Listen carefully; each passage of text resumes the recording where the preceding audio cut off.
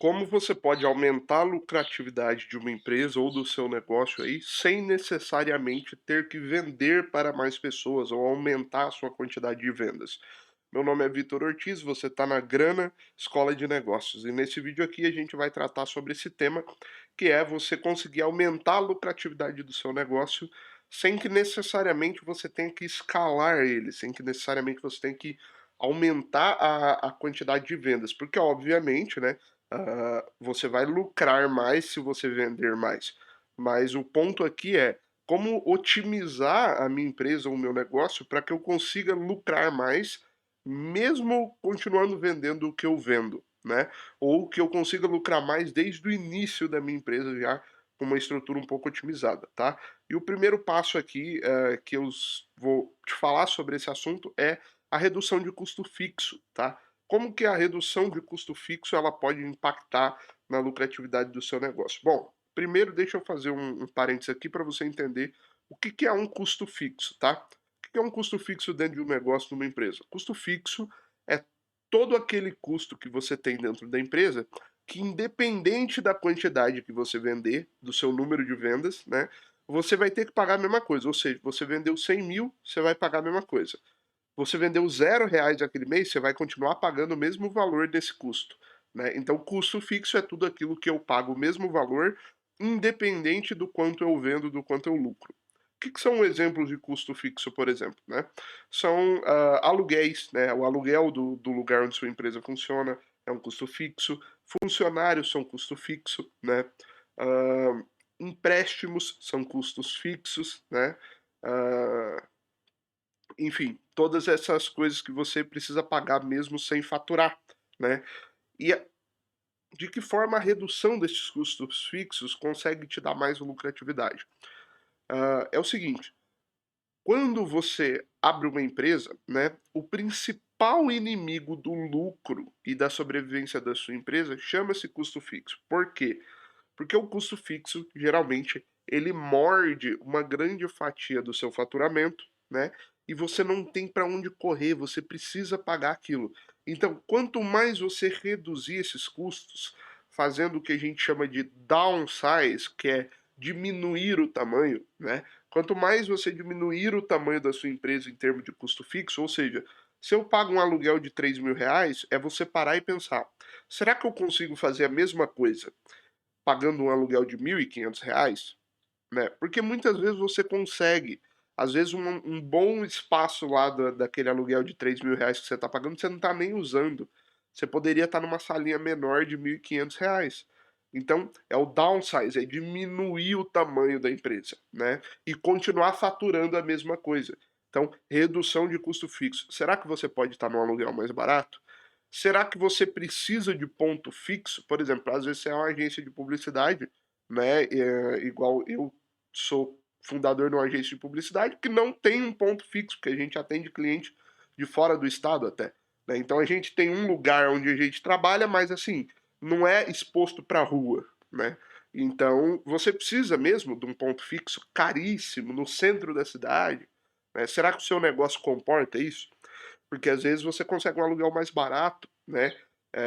E você consegue desempenhar a mesma função, certo? Será que você precisa desse número de funcionários ou ainda você conseguiria funcionar com menos funcionários, né? Redução de custo fixo. Por que que isso vai aumentar a sua lucratividade? Porque na medida direta em que você reduzir, fazer o downsize, reduzir o tamanho da sua empresa, você vai liberar o caixa da sua empresa, né? Vai liberar aquele valor do caixa da sua empresa. Então eu estou no aluguel de R$ 3.000 e eu caio para um aluguel de 1.500 e continuo faturando a mesma coisa, o que, que vai acontecer? Eu liberei R$ 1.500 que era custo, acabou de se transformar em lucro, né? No mesmo momento em que eu mudo, né, de aluguel, que eu diminuo o tamanho do meu aluguel, eu libero aquele valor como lucro. Então eu pagava 3.000, agora eu pago 1.500. O que que os outros 1.500 virou? Virou lucro, né? Virou lucro, aumentou a lucratividade sem necessariamente vender mais, né? Claro que você precisa continuar vendendo a mesma quantidade para que esse lucro aconteça, né? Então falando assim, você consegue manter a venda no mesmo nível e diminuir o tamanho da estrutura, né? Segundo ponto aqui, para a gente não ficar muito tempo aqui nos custos fixos, é a digitalização. Por que que a digitalização vai melhorar a lucratividade da sua empresa sem necessariamente você precisar vender para mais gente? Porque é o seguinte, a digitalização simplifica processos e diminui a necessidade de funcionários, né? Então, você consegue fazer as mesmas operações quando você tem um aparato digital com menos funcionários. Quer ver? Eu vou te dar um exemplo. Vamos supor que a sua empresa é um delivery, né? E ele só atende por telefone, né? Então você precisa de 3 pessoas atendendo o telefone para você conseguir dar conta de atender, sei lá, 2 ligações por minuto aí por pessoa. Né? 30 segundos ali, a pessoa faz o pedido e tal, né? E vamos supor que você tem um atendimento rápido.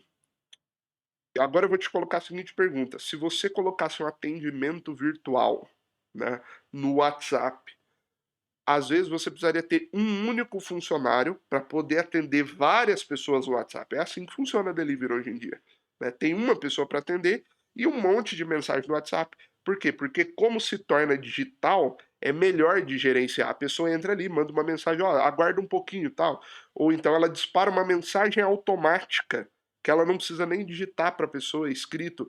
Ó, os passos para o pedido são o seguinte: olha o menu aqui nesse link, manda o seu endereço, forma de pagamento e o pedido que você quer, né, os produtos que você quer.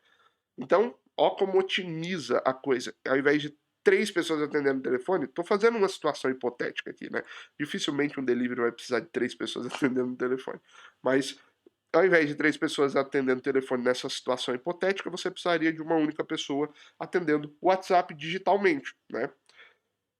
Um outro exemplo de digitalização ainda, vamos supor que você está atendendo no WhatsApp, né, e está começando a ficar muito complicado, não está conseguindo atender direito, vai ter que contratar outra pessoa, né, para dividir o atendimento no WhatsApp com 2 pessoas. Deixa eu te perguntar, por que que você não faz um cardápio online, por exemplo, né? Digitaliza esse cardápio e digitaliza esse pedido. No cardápio online, a própria pessoa consegue fazer o pedido, preencher os dados dela e só chega pronto no WhatsApp ou no sistema da empresa, né? Então você dá mais um passo em digitalização e isso te diminui a necessidade de um funcionário. Ah, Vitor, mas para eu instalar um sistema, etc., eu vou precisar fazer investimentos. Olha, eu te aconselho fazer a conta de longo prazo. Quanto vai te custar um funcionário a mais em 12 meses, 24 meses, né? Às vezes compensa você pagar um sistema, porque depois de 12 meses, 24 meses, ele já está pago e vai continuar te dando lucro, né?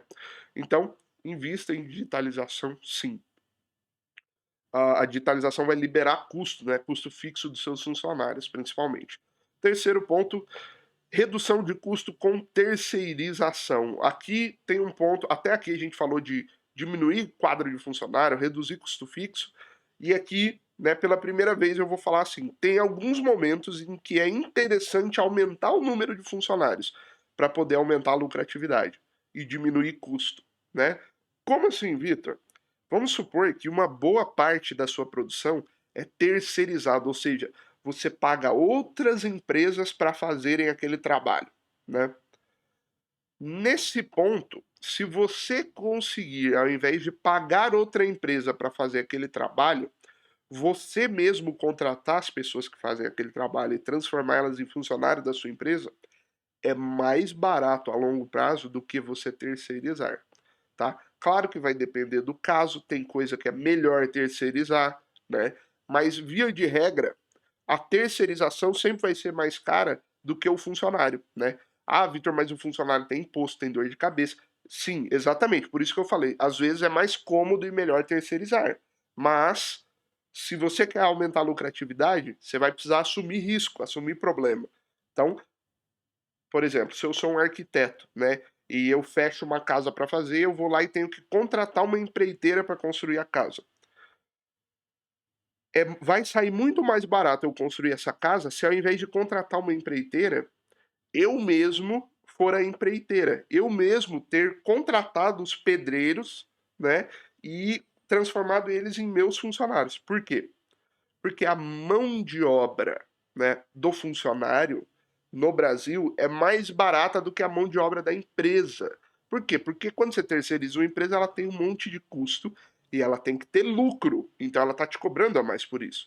E o funcionário, você só precisa pagar o valor do salário dele, porque aquilo já se transforma em lucro para ele. Ele não tem custos para trabalhar para você. Então, o funcionário acaba saindo mais barato. Se você puder fazer essa manobra, tiver dinheiro suficiente para contratar gente ao invés de ficar terceirizando serviço, funciona, mas você tem que pensar se é o caso para você, né? Se não vai atrapalhar o crescimento da sua empresa.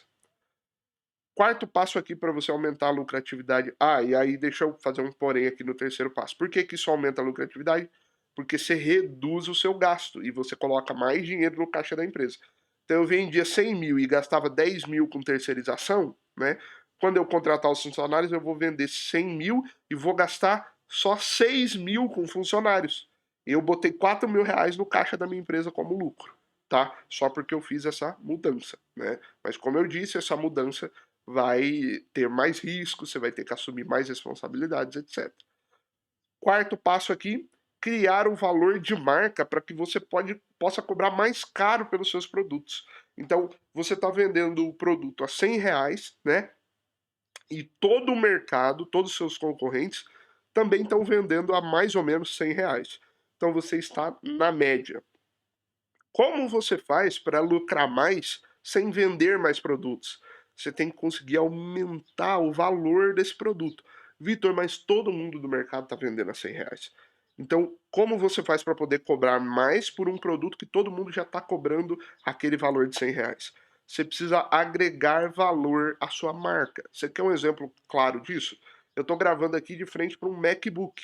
Tá? O que, que a Apple faz? Ela basicamente agrega valor na marca dela e cobra mais caro por um produto que o pessoal do Windows cobra muito mais barato, né?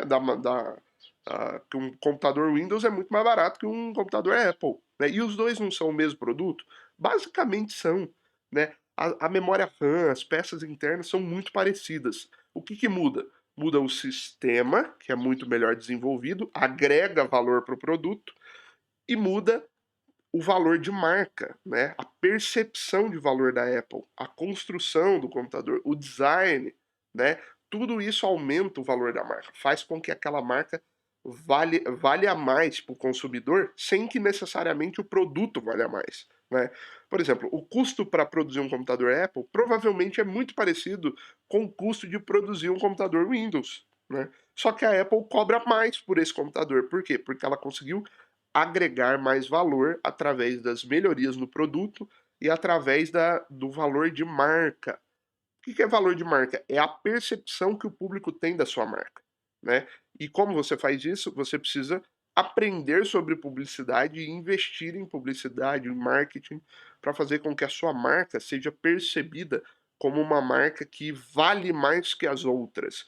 E aí você consegue aumentar o preço de venda do seu produto e, consequentemente, aumentar a lucratividade sem necessariamente vender mais.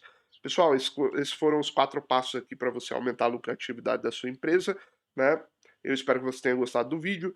Clica no gostei se você gostou do vídeo, né? Deixa o like aí. Se você não gostou, clica no não gostei também, né? Se inscreve no canal para você receber as novas aulas que a gente coloca aqui, os novos vídeos, porque às vezes se você não se inscrever, não tem garantia nenhuma de que o YouTube vai te avisar que o vídeo novo saiu.